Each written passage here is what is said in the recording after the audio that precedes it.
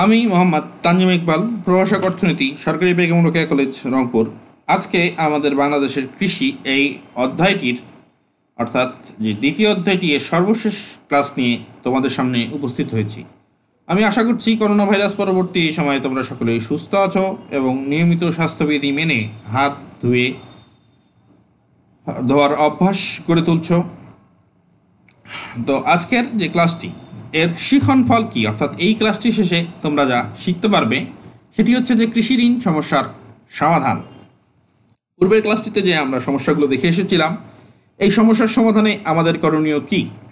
তো এর পরের পয়েন্টে বলা হচ্ছে যে বাংলাদেশের কৃষি উন্নয়নে সরকারের গৃহীত বিভিন্ন কর্মসূচি। সরকার এক্ষেত্রে নিরলস পরিশ্রম করে যাচ্ছে। কৃষি এবং পরিবেশের মধ্যে যে সম্পর্ক, বাংলাদেশের কৃষিতে পরিবেশ দূষণ, বৈশ্বিক তাপমাত্রা বৃদ্ধি বা উষ্ণতা বৃদ্ধি এবং সর্বশেষ জলবায়ু পরিবর্তনজনিত প্রভাব, এবং এরপরে আমরা শিখব বায়োটেকনোলজি বা জৈব প্রযুক্তি এবং আইসিটির গুরুত্ব। কৃষি ঋণ সমস্যার সমাধানে করণীয় এক হচ্ছে কি, কৃষি ঋণ সমস্যার সমাধানে আমরা দেখতে পাচ্ছি যে কৃষিতে যে নানাবিধ সমস্যাগুলি বিদ্যমান রয়েছে, তার জন্য প্রথমেই কৃষির কাঠামোগত পরিবর্তন করতে হবে এবং আধুনিকায়নের জন্য অর্থের সংস্থান করতে হবে। অর্থাৎ কৃষির কাঠামোগত পরিবর্তন কি, সনাতন কৃষি ব্যবস্থা যেরকম ছিল সেরকম না করে, অর্থাৎ তার উন্নয়নের মাধ্যমে এবং কৃষিতে আধুনিক যন্ত্রপাতি ব্যবহারের মাধ্যমে কৃষিকে আধুনিকায়ন করতে হবে। এর মাধ্যমে প্রয়োজনীয় অর্থের সংস্থান করা প্রয়োজন, তবেই কৃষিতে কি হবে, এই ঋণ সমস্যার সমাধান করা সম্ভব হবে।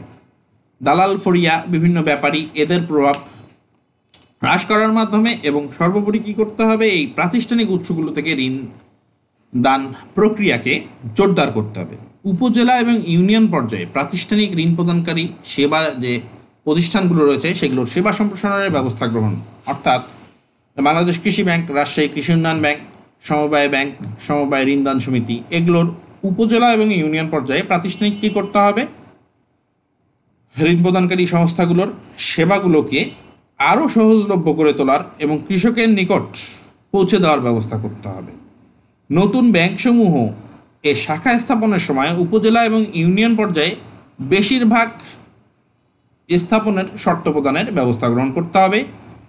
সমবায় ভিত্তিক বাণিজ্যিক খামার গঠন করতে হবে, অর্থাৎ সমবায়ের মাধ্যমে সকল ব্যক্তির চাহিদা পূরণের ব্যবস্থা গ্রহণ করতে হবে। এবং সর্বশেষ কৃষি সমস্যার সমাধানে আমাদের যে করণীয় হচ্ছে যে এই খাতে যে প্রাতিষ্ঠানিক অপ্রাতিষ্ঠানিক উৎসসমূহ রয়েছে এবং উপ আনুষ্ঠানিক উৎসসমূহ, এগুলোকে যথাযথ তদারকির মাধ্যমে এই খাতে বিদ্যমান সকল সমস্যা সমাধানে প্রয়োজনীয় ব্যবস্থা গ্রহণ করতে হবে। বাংলাদেশের কৃষি উন্নয়নে সরকার গৃহীত কর্মসূচি। বাংলাদেশ কৃষি প্রধান দেশ হলেও এর কৃষি ব্যবস্থা এখনও অনুন্নত এবং নিম্ন উৎপাদনশীল। কৃষি উন্নয়নের জন্য সরকার তাই আগে থেকেই খুবই সচেষ্ট। এই জন্য সরকার কি করছে, নানাবিধ সময়ে নানা ধরনের কর্মসূচি গ্রহণ করছে। 1959 সালে সিইসি এর মতে কৃষি ঋণের পরিমাণ উৎপাদনের 25% হওয়া প্রয়োজন, অর্থাৎ 25%। আমি আবারও বলছি, তোমরা দেখো যে 1959 সালে সিইসি কি বলছে, যে কৃষি ঋণের পরিমাণ উৎপাদনের 25% হওয়া প্রয়োজন। তবে এ দেশে কি দেখা যাচ্ছে, যে ঋণের যে চাহিদা তার তুলনায় ঋণের সরবরাহ, তোমরা দেখতে পাচ্ছ আমি লেস দেন চিহ্ন ব্যবহার করেছি, এর মাধ্যমে বোঝাতে চাচ্ছি যে চাহিদা অপেক্ষা সরবরাহ অনেক কম। এর ফলে সকল কৃষকের নিকট কৃষি যে ঋণগুলো রয়েছে তা কী করা হচ্ছে না, পৌঁছে দেওয়া সম্ভব হচ্ছে না। ফলে তাদের উৎপাদন প্রক্রিয়ায় উৎপাদন করতে গিয়ে তারা কি হচ্ছে, হিমশিম খাচ্ছে।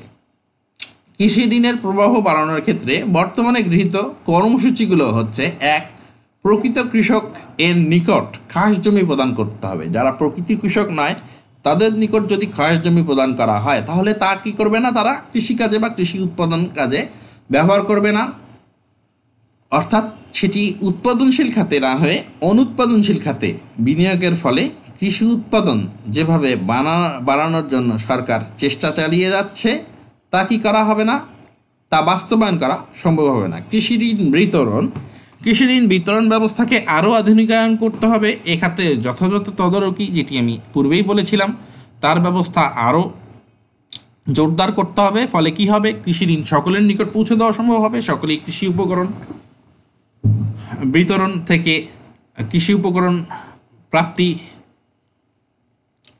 এর নিশ্চয়তা কি করতে হবে, প্রদান করতে হবে।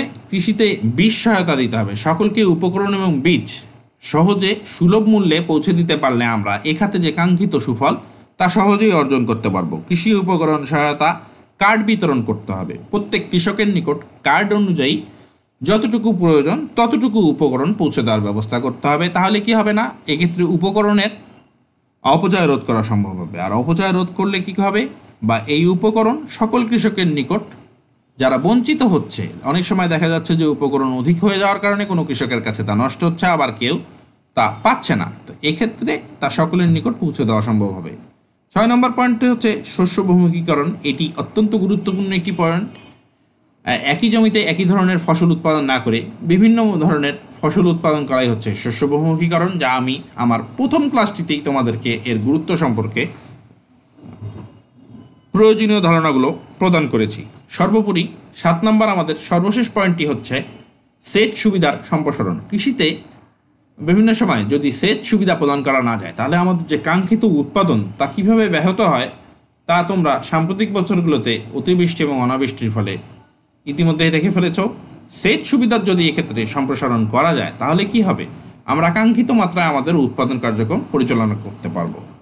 বাংলাদেশের কৃষিতে পরিবেশ দূষণ, বৈশ্বিক উষ্ণতা এবং জলবায়ুর যে পরিবর্তনজনিত প্রভাব, এটি আমরা দেখতে চাচ্ছি। দেখো, পরিবেশ দূষণ, বৈশ্বিক উষ্ণতা বৃদ্ধি এবং জলবায়ু পরিবর্তন প্রক্রিয়ার জন্য বাংলাদেশের মতো শিল্পে উন্নত দেশগুলো তেমন দায়ী না হলেও তারা এগুলোর কুফল দ্বারা বেশি আক্রান্ত। এই প্রেক্ষিতে বাংলাদেশের কৃষির কথা বিশেষভাবে উল্লেখ করা যায়। নিচে বাংলাদেশের কৃষিতে পরিবেশ দূষণ, বৈশ্বিক উষ্ণতা ও জলবায়ু পরিবর্তনজনিত প্রভাবগুলো আলোচনা করা হলো। সেটি কি, 1, তাপমাত্রা বৃদ্ধি। বৈশ্বিক উষ্ণায়নের ফলে বাংলাদেশের গড় বার্ষিক তাপমাত্রা গত 14 বছরে 1985 সাল থেকে 98 সাল পর্যন্ত মে মাসে 1 ডিগ্রি এবং নভেম্বর মাসে কি হয়েছে 0.5 ডিগ্রি সেলসিয়াস বৃদ্ধি পেয়েছে। এর ফলে আমাদের দেশের জলবায়ুতে কিছু মৌলিক পরিবর্তন লক্ষ্য করা যাচ্ছে। উষ্ণতা আমাদের ঋতু পরিক্রমাতে প্রভাব ফেলছে এবং ঋতু বৈচিত্র্যের রূপকে ক্ষুণ্ণ করছে। ফলে ঋতুভিত্তিক ফসলগুলোর চাষাবাদ বিঘ্নিত হচ্ছে এবং ফলন কমছে। 2 হচ্ছে প্রাকৃতিক দুর্যোগ। বৈশ্বিক উষ্ণতা বৃদ্ধি এবং জলবায়ু পরিবর্তনের কারণে প্রাকৃতিক দুর্যোগ বাড়ছে। 2002, 3, 4, 7 ভয়াবহ যে বন্যা, এই সালগুলোতে এটি তারই প্রমাণ। বিশ্বব্যাংকের একটি সমীক্ষায় প্রমাণিত হচ্ছে যে প্রত্যেক 3 থেকে 5 বছরে বাংলাদেশের 2/3 বন্যা প্লাবিত হচ্ছে। সাম্প্রতিক সময়ে বঙ্গোপসাগরে বিভিন্ন ধরনের ঘূর্ণিঝড়ের সংখ্যা এবং প্রকোপ বৃদ্ধি পেয়েছে। সমুদ্র পৃষ্ঠের উষ্ণতা বৃদ্ধি 3 নম্বর পয়েন্ট। এটা হচ্ছে বৈশ্বিক উষ্ণতা এবং জলবায়ু পরিবর্তনের ফলে বঙ্গোপসাগরের পৃষ্ঠের উচ্চতা বৃদ্ধির আশঙ্কা দেখা দিয়েছে। 2080 সালে তা 40 সেন্টিমিটার বৃদ্ধি পাবে। এরই মধ্যে গ্রীষ্মকালে সমুদ্রের লোনা পানি দেশের ভিতরে প্রায় 100 কিলোমিটার পর্যন্ত নদীতে প্রবেশ করছে। ফলে অনেক নদীরই তীরাঞ্চলের জমিগুলো লবণাক্ততা বৃদ্ধির কারণে চাষাবাদের অনুপযোগী হয়ে পড়ছে। এখন বলছে যে প্রাণীকুলের প্রজনন প্রক্রিয়া বাধাগ্রস্ত হচ্ছে। বর্তমানে দেশে কি হচ্ছে, ইটভাটা পরিবহন, কলকারখানা থেকে নির্গত ধোঁয়া এবং রাসায়নিক পদার্থ বর্জ্য নিষ্কাশনের সময় পরিবেশের দূষণ ঘটছে। বনভূমি হ্রাস এবং বন্যার ঝুঁকি বৃদ্ধি। দেশের বিদ্যমান বিশাল জনসংখ্যা এবং তার দ্রুত বৃদ্ধির কারণে অধিক কৃষিভূমি কি হচ্ছে, আবাসনের জন্য ব্যবহার হচ্ছে এবং বনভূমি উজাড় হচ্ছে। এতে বন্যার ঝুঁকিও বাড়ছে। আবহাওয়ার শুষ্কায়ন, বৈশ্বিক উষ্ণতার কারণে আমাদের দেশের আবহাওয়া কি হচ্ছে, শুষ্ক হয়ে উঠছে। ইতিমধ্যেই অনেক নদী শুকিয়ে গেছে, অন্যগুলোতেও পানি প্রবাহ কমেছে। এর ফলে দেশের বিল এবং হাওরগুলোতে পানির অভাব দেখা দিচ্ছে। অতিবৃষ্টি এবং অনাবৃষ্টি, জলবায়ু পরিবর্তনের কারণে কোথাও অনাবৃষ্টি আবার কোথাও অতিবৃষ্টি হচ্ছে। বিশেষত স্বল্প সময়ে বেশি বৃষ্টিপাত জলবদ্ধতার সৃষ্টি করছে। সাম্প্রতিক আমরা আমাদের রংপুরে এই অল্প কিছুদিন আগেই এই সমস্যাটি কী করছি, দৃষ্টিগোচর করেছি যে স্বল্প সময়ে বেশি বৃষ্টিপাত, আবারও বলছি, দেখো জলবদ্ধতা সৃষ্টি করেছে। শহরে কীরূপ জলবদ্ধতা সৃষ্টি হয়েছিল তোমরা ইতিপূর্বেই সেটাই চাক্ষুষ প্রত্যক্ষ করেছো। লাস্ট পয়েন্ট হচ্ছে বাংলা মাটির আর্দ্রতা হ্রাস এবং কৃষিকাজ ব্যাহত হচ্ছে। পরিবেশ দূষণের জন্য আমাদের মাটির স্বাভাবিক আর্দ্রতা এবং বিভিন্ন রাসায়নিক উপাদান বিনষ্ট হচ্ছে এজন্য কৃষিতে কি হচ্ছে, মাটি দূষণ ঘটছে, যার ফলে কৃষির উর্বরতা এবং উৎপাদনশীলতা কমছে। তাছাড়া জমিতে কীটনাশক ও বিভিন্ন ধরনের রাসায়নিক সার ব্যবহার, কৃষিকাজে নতুন নতুন প্রযুক্তির প্রয়োগ, বিভিন্ন উৎপাদন থেকে নির্গত তেজস্ক্রিয়তা ইত্যাদি বহুবিধ কারণে নতুন নতুন রোগবালাই দেখা দিচ্ছে আমাদের অজ্ঞ এবং দরিদ্র কৃষকের। ফলে এই সকল সমস্যাগুলোর মোকাবেলা করা ক্রমেই কঠিন থেকে কঠিনতর হয়ে পড়েছে। এরপরে আমরা দেখছি বায়োটেকনোলজি। বায়োটেকনোলজি কি জিনিস দেখো, বায়োটেকনোলজি এটি একটি শব্দ যার অর্থ হচ্ছে জৈব প্রযুক্তি। এটি হাঙ্গেরীয় প্রকৌশলী একজন 1919 সালে কার্ল এরিকি সর্বপ্রথম এই শব্দটি ব্যবহার করেন। ঠিক আছে, দেখো উদ্ভিদ, প্রাণী এবং অণুজীবের পরিমিত রূপান্তর এবং মান উন্নীতকরণে যে বৈজ্ঞানিক কলাকৌশল ব্যবহার করা হয় তাই হচ্ছে জৈব প্রযুক্তি বা বায়োটেকনোলজি। এই প্রযুক্তির সাহায্যে বিদ্যমান উদ্ভিদ এবং প্রাণী থেকে উন্নততর, যেটি রোগবালাই এবং পরিবেশ দূষণ প্রতিরোধী এবং অধিক উৎপাদনক্ষম ধরনের উদ্ভিদ উৎপাদন এবং প্রাণীর প্রজনন সম্ভব। পারমাণবিক প্রযুক্তি। কৃষিক্ষেত্রে পারমাণবিক শক্তি বিকিরণের কে নিয়ন্ত্রিত উপায়ে কাজে লাগানোই হচ্ছে কৃষিতে পারমাণবিক কৃষি পদ্ধতি বা প্রযুক্তি। অর্থাৎ বলা হচ্ছে, সহজভাবে যদি বলি, যে পারমাণবিক প্রযুক্তির অধীনে তেজস্ক্রিয় আইসোটোপ ব্যবহারের মাধ্যমে উদ্ভিদ এবং প্রাণীর যে গুণগত মান, পরিমাণ এবং রূপগত পরিবর্তন কৃষিতে পারমাণবিক পদ্ধতি বা প্রযুক্তি বলে পরিচিত। এই পারমাণবিক যে প্রযুক্তি, এর ব্যবহার কি? এক হচ্ছে উৎপাদন বৃদ্ধি। এর ফলে কি হচ্ছে, এই পারমাণবিক শক্তির বিকিরণকে কাজে লাগিয়ে নানা ধরনের বীজ উদ্ভাবন করা সম্ভব হচ্ছে। আর এই বীজ থেকে কি করা হচ্ছে, এই বীজ অধিক উৎপাদনক্ষম হয়, এটি থেকে অধিক উৎপাদন করা সম্ভব হচ্ছে এবং উৎপাদন বৃদ্ধি পাচ্ছে। দুই হচ্ছে মান উন্নয়ন। মান উন্নয়নটা কি জিনিস, যে শস্য বীজকে পারমাণবিক শক্তির বিকিরণের আওতায় আনলে ওই সকল ব্যাকটেরিয়া, কীটপতঙ্গ এবং পরগাছা ধ্বংস হয়ে যায়, যা শস্যের বিভিন্ন ধরনের রোগের জন্য দায়ী। শস্য বীজকে গামা রশ্মির সামনে উন্মুক্ত করলে তা জীবাণুমুক্ত এবং রোগ প্রতিরোধী হয়ে ওঠে। সার ও পানির সুষ্ঠু ব্যবহার।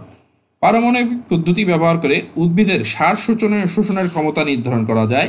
এ পদ্ধতিতে তাই কৃষক কী করতে পারছে, সার ব্যবহারের সময় ও তার পরিমাণ নির্ধারণে সহায়তা করছে। তাছাড়া এ পদ্ধতি দ্বারা জমিতে পানির পরিমাণ নির্ধারণ করে চারা গাছের জন্য কখন কতটুকু পানি প্রয়োজন তা জানা যায়। 4 হচ্ছে বীজ সংরক্ষণ। রেডিও আইসোটোপের সাহায্যে উন্নত মানের বীজ সংরক্ষণ এবং তার স্থায়িত্বকাল বৃদ্ধি করা যায়। এভাবে তাই ভবিষ্যতে বীজের অভাবের আশঙ্কা দূর করা সম্ভব হচ্ছে। বায়োটেকনোলজি বা জৈব প্রযুক্তি, এর ব্যবহারটা কি দেখো, কৃষিতে রোগ প্রতিরোধী উদ্ভিদ উৎপাদন এবং গবাদি পশুর প্রজনন করা সম্ভব হচ্ছে। অধিক উৎপাদনক্ষম প্রজাতির উদ্ভিদ উৎপাদন এবং গবাদি পশুর প্রজনন, রোগ নির্ণয় এবং রোগ প্রতিষেধক ভ্যাকসিন উৎপাদন করা সম্ভব হচ্ছে। সর্বশেষ আমরা চলে আসছি আইসিটি। আইসিটি এটি আসলে কি দেখো, যে তথ্য রাখা এবং তার পরিবেশনই হচ্ছে তথ্য প্রযুক্তি বা আইসিটি। অর্থাৎ একে আমরা বলছি ইনফরমেশন এবং কমিউনিকেশন টেকনোলজি। এই যে ইলাবোরেশনটি, এটি অনেক সময় তোমাদের কিসে আসে, তোমাদের এমসিকিউ বা বহু নির্বাচনী কোশ্চেনের ভিতরে আইসিটি এর পূর্ণাঙ্গ রূপটি আসে। সুতরাং আমি আশা করছি তোমরা এটা মুখস্থ রাখবে, বানানগুলো খুব সতর্কতার সঙ্গে দেখবে। কৃষিতে আইসিটি ব্যবহারের গুরুত্ব।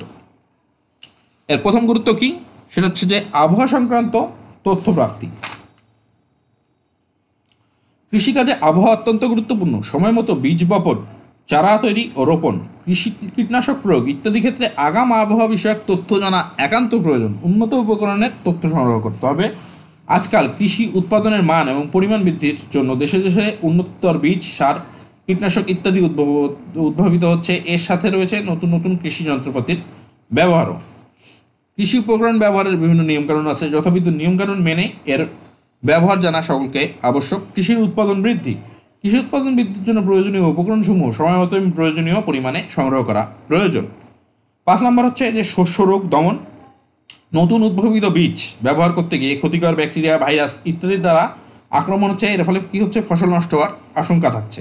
এক্ষেত্রে শস্য রোগ দমনের জন্য প্রয়োজনীয় ব্যবস্থা গ্রহণের জন্য আইসিটি ব্যবহার যথেষ্ট সহায়ক। সর্বশেষ পয়েন্টটা হচ্ছে যে বিভিন্ন কাজগুলো, এই যে উপরোক্ত কাজগুলো আমরা দেখছি, এর মধ্যে সমন্বয় সাধন। কৃষিকাজে করে আশানুরূপ ফল পেতে হলে উৎপাদনের উদ্দেশ্যে পরিচালিত সকল কাজের মধ্যে সমন্বয় সাধন জরুরি। এক্ষেত্রে বিশেষজ্ঞদের পরামর্শ এবং দিক নির্দেশনা পেতে হলে আইসিটি ব্যবহার করা আবশ্যক।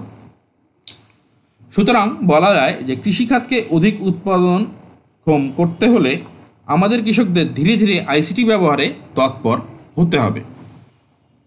আজকে আর তোমাদের ক্লাসটি অনেক লম্বা হয়ে গেছে, আজকে আর বেশি করব না। তোমাদের সকলের সুস্থতা কামনা করছি এই বলে আজকের ক্লাস থেকে আমি বিদায় নিচ্ছি, এবং এর মাধ্যমে এই ক্লাসটির মাধ্যমে তোমাদের এই যে দ্বিতীয় অধ্যায়টি রয়েছে এর সমাপ্তি হয়ে গেল। সকলকে ধন্যবাদ।